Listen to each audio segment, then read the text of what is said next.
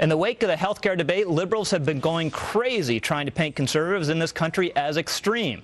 However, video evidence is telling a far different story. Good evening. I'm Rich Lowry, in tonight for Sean Hannity. It seems that those on the left feel that the First Amendment applies only to themselves. Members of the Tea Party movement saw that firsthand last weekend as they attempted to travel to a rally in Harry Reid's hometown of Searchlight, Nevada.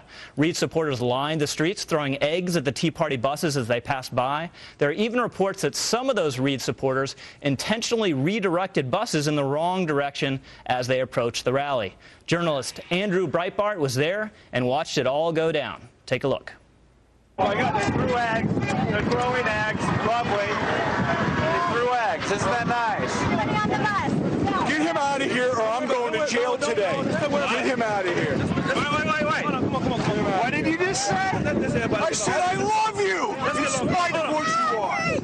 That's what I said. You're going to go to jail today if I don't get out of here? Everybody disagree with each other. I haven't said anything provocative. I haven't said one thing provocative. It's over. It's over. I have not said. My mere standing here is causing people to intimate that they want to be violent against me. Joining me now with more on this is the man himself, the founder and publisher of BigGovernment.com, Andrew Breitbart. Andrew, thanks so much for being with us tonight.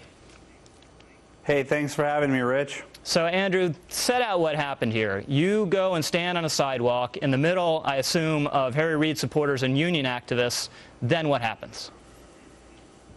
Well, I actually thought that I had arrived where the event was because there was a guy standing there holding up a sign that said Searchlight. And as I got out, the guy actually said to me, "I'm misdirecting traffic," and he laughed like he was in a movie or like in some type of clown house. And I walked over to him and I asked, "Why are you redirecting traffic down the wrong highway?" And a bunch of the Harry Reid supporters surrounded me. And while that happened, as I was asking him why he was misdirecting traffic, the Tea Party bus procession started to go down the highway. And right then and there, as you can see on the video, that group of people started to throw a barrage of eggs. I'd say there were about a dozen eggs that were thrown, and I found myself in that incident. Now, you didn't do anything to provoke anyone, obviously, but you had this gentleman, and I use the word loosely, in the baseball cap, come up and say, "Get this guy out of here or I'm going to jail today." And presumably he didn't mean go to jail for jaywalking or littering or anything of that nature. It was a threat. Well, I'm not a psychologist, but they call that passive aggression in my neighborhood. Passive aggression, yeah. And Andrew, this wasn't on the video that we played, but you captured and it's up on your site. You had I assume it was a cop, or some sort of security official, come right afterwards, very angry about these eggs being thrown, and you have someone else from the crowd talk to her and try to tell her that you were the one throwing the eggs. They called the police on me. As you can see, I didn't throw the eggs. As you can understand, I have no desire to throw eggs at the Tea Party Express bus, but they did. That would be a very strange psychological disorder if you did, Andrew. Indeed, it would be. And while I was going to my car, two police cars pulled up to me and said that they had been called because I was alleged by the group of the people who did throw the eggs that they said, "You threw the eggs." I said, "Well, as you can see, I've got a cameraman behind me, and I can show you right now that the video will show that they were the ones that threw it." And the guy, the police officer, as opposed to going back to the crowd that called the police, and he now had a new crime on his hand that they had falsely called the police on me, just drove away. He could have cared less that there were threats of assault on me, which I told him about. He could care less that the eggs had been thrown at the Tea Party group by this group of people. And as you can later see at BigGovernment.com, we isolated who the individuals were who were involved, and they were from the IBEW, the International Brotherhood of Electrical Workers out of Nevada. They were the ones that were throwing the eggs, and the person who called the police and who on camera is seen blaming me for what is obvious that I didn't do is a guy by the name of Brian DiNarzio, who works for the Nevada Democratic Party. He is the field director for the Nevada Democratic Party. He used to be a staffer for Hillary Clinton, and he was the one who was involved in this Alinsky tactic of misdirection and accusing me of what they were trying to do, which was trying to stoke and provoke an incident at the rally.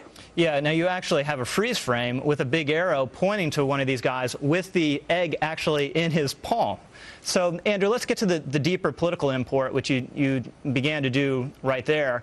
What if this were Tea Party activists who had eggs and threw them at a bus carrying Harry Reid or Harry Reid supporters and threatened a Democratic activist in their midst? What would the media have done with this story?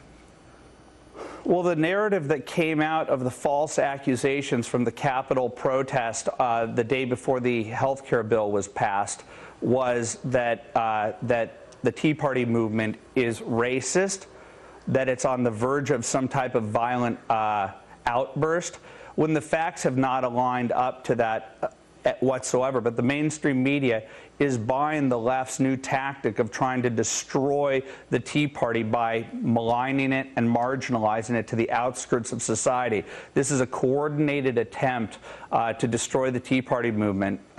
That's my assessment of what's going on, and this goes against the narrative. The video of them trying to go to they had to go so far out of their way to go to Searchlight, Nevada, which is a place that I think was last touched upon by Neil Armstrong and Buzz Aldrin. This is a lunar landscape where these Americans came to protest and talk about the Constitution. You could watch the video. Andrew, really quickly, we have about a minute left or so.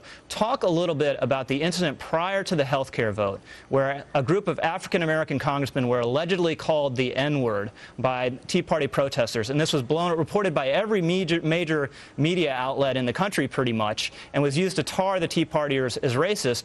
You guys have done a lot of analysis of the video. You don't see it at all on there, and you believe it's a hoax. Well, I've offered $100,000 to John Lewis, Congressman John Lewis, and to the Black Congressional Caucus to prove that that incident happened. There was a sea of new media. Everybody was holding up iPods throughout the entire event.